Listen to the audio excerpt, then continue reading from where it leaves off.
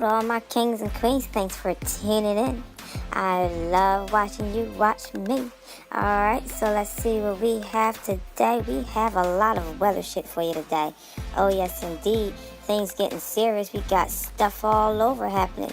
So we're going to run these clips from the weather station. Hope y'all enjoy. I'm sorry for everything that's going on out there. I hope everybody got some home insurance, flood insurance. Shit has hit the fan. Okay, thanks for tuning in to Keeping It Real with the Deja Show. And now let's roll the clip. Just the mud. I mean, this is, the water wasn't this dirty last time.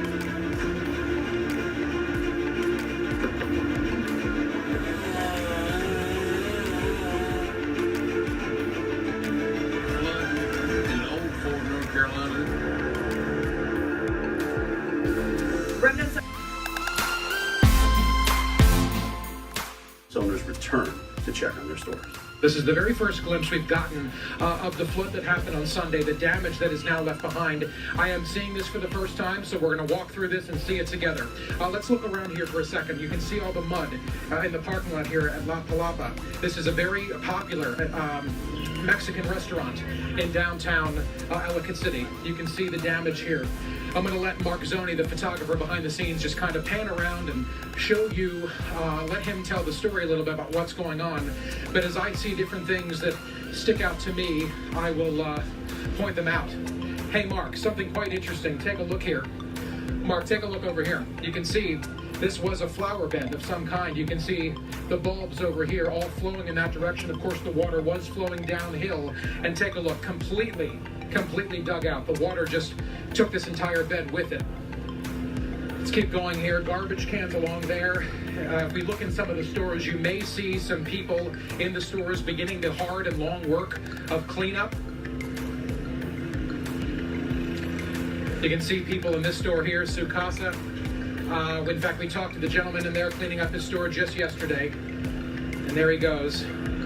One sweep at a time, cleaning out his home goods and furniture store. That's the gentleman who, in fact, was quite upset yesterday with us on air that he now has employees who have no place to go to work, and he's quite concerned about what they're going to be doing. That, of course, was just a very small portion of, this whole area that was devastated. The whole Main Street. One lady said, in 2016, that the water got 7 feet in her store. This time all the way up to the ceiling. Which is, what, 10 feet? I mean,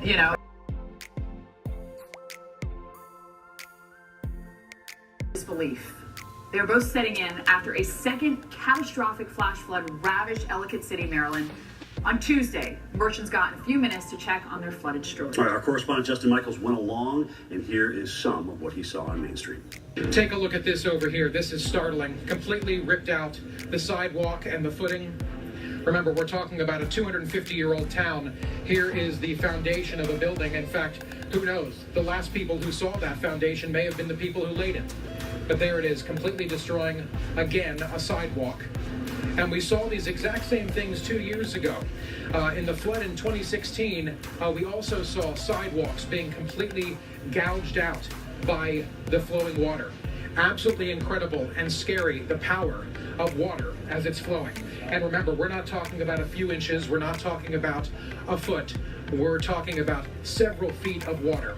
In front of the Howard County Welcome Center, you can see the sidewalk again, completely destroyed, completely ripped out. And that's exactly the way it looked. Hey, Mark, we have to stay back here. That's exactly the way it looked it looked 2 years ago as this was all happening. It's amazing, the same sidewalk is ripped out again, but that's exactly what we saw 2 years ago in the flood of 2016. And then, Mark, let's show down the street a little bit.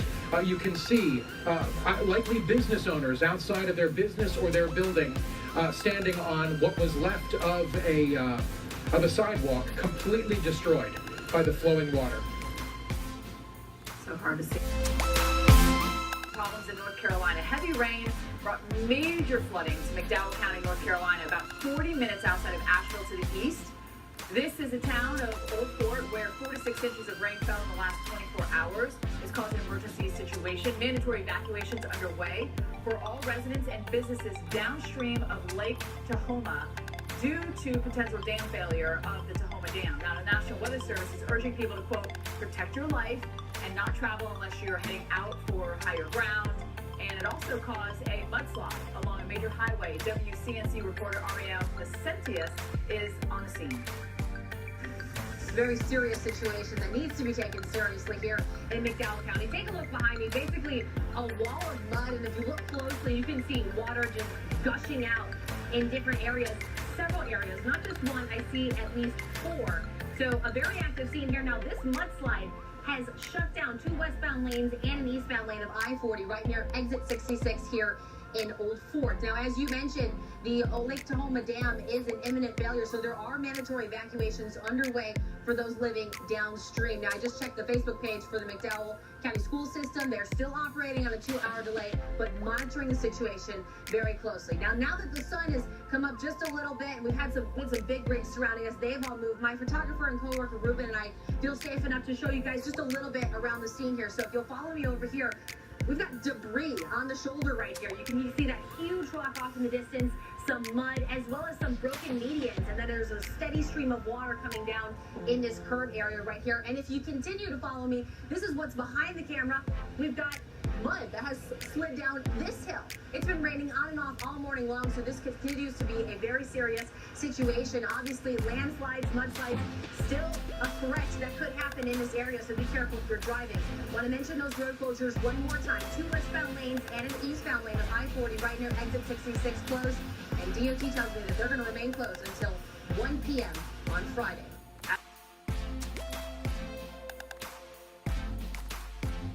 Headlines: extreme summer-like heat and soupy air fueling tornadoes in the Central Plains. Look at that funnel. This was spotted outside Dodge City, Kansas Tuesday. The Storm Prediction Center counts about a half dozen tornado reports from Kansas through Oklahoma and one in Texas yesterday. Well, it's one of the most recognizable structures on our planet, and there it is, lightning hitting the Eiffel Tower in Paris. A summer thunderstorm just lit up the spire on Monday. The 1,000-foot tower is an easy and frequent target, actually. Gets hit quite often. Well, according to the latest drought monitor, parts of 7 states are currently in exceptional drought. In today's Forecast Factor, business expert Paul Walsh explains the effect drought has on our economy and how it impacts your bottom line now and in the future. Drought overall is like one of the biggest and most economically impactful weather events that there are. It's second only to hurricanes. In fact, there's about $9 billion a year that we typically lose because of drought. It's long-lasting, it impacts a lot of people, and the financial impacts can be very significant. Probably the biggest sort of macro level impact of drought is the entire agriculture economy, both in terms of what people are growing, in terms of fruits and vegetables and corn and things like that, as well as livestock. Directly impacts what we pay for food, how much of the food is out there. Long-term droughts can have very, very significant impacts, very significant societal impacts. So drought is by far one of the biggest sort of risks that we see every year. We know from the studies that are out there around climate change that one of the things that we expect to see more of is more widespread drought in areas that are most at risk in terms of the societal impact. So it's a very, very significant global problem and one that is tied back to what we generally know about how the world is changing as a result of climate change. Okay, let's just stop it right real fast here. Alright, now, we're going to talk some serious stuff here. I believe this is weather modification. You can call it whatever you want. You can call me crazy, conspiracy theory, whatever. I done heard worse. We're going to keep it real here, correct? Alright, now, why is it that they say we in a drought, but they making it rain all over here? What the fuck? Common sense, which they ain't got none, because they want everything to be all fucked up, them and their agenda. They got shit all dried up over there and all wet over here. If you don't let that shit fucking rain and pour over there and stop fucking with our fruit and food, come on now. Alright, that's all I have to say. Next clip. Thanks for watching.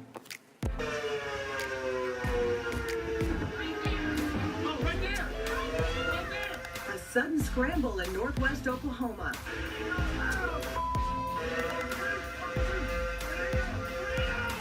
A suspected tornado rips into a Depression-era hotel in Waynoka. Contractors recently renovated the building. It was very loud. The roof flew off the Eastman building. There's also considerable damage to the building's facade. Yeah, we were kind of scared.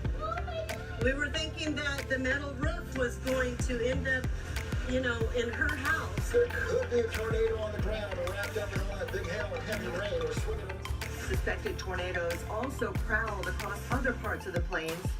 Just a huge severe storm. Damaging wind, large hail, likely. Most were clustered in the middle of Kansas and Oklahoma. It still has significant rotation in the mid-levels, and if I pan out, you can kind of see that big donut-shaped looking flying saucer. The storms delivered vivid lightning. Some spots got hail the size of softballs. In the south, Alberto's remnant flung severe thunderstorms in Alabama. Trees couldn't stand up in the saturated soil. 25,000 homes and businesses across the state lost power. Cars and SUVs got crushed. A mini sinkhole opened up on this street. It snagged this Honda, damaging one wheel. Rain across Alabama was steady Tuesday. Okay, I couldn't leave that in there. Steady rain, but not as heavy as we were fearing. Rainfall totals around Montgomery about 2.5 inches in Birmingham. A little over an inch of rain fell there, Steph.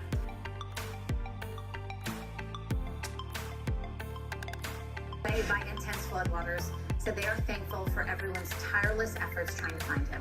National Guardsman Sergeant Edison Herman's body was found yesterday. Police say he died trying to help a woman who had escaped from a window with her cat in Ellicott City, Maryland. His family saying that we are overcome with grief, but we are also comforted by his courage, his strength, and his selflessness to help someone else in a deadly storm. This was flooding that started Sunday. It's the second time there in 2 years they've experienced this kind of flooding. And you can hear some of the chaotic moments unfold in these newly released 911 calls. Are we gonna die?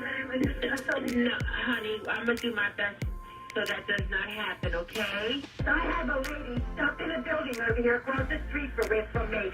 What's in line 41, and the water's getting higher and higher on her. It's flooding down here on Main Street. It came in my front and back door. We're up in the attic right now. Emergency responders say they had about 300 rescues during that flooding. Unbelievable images there. Well,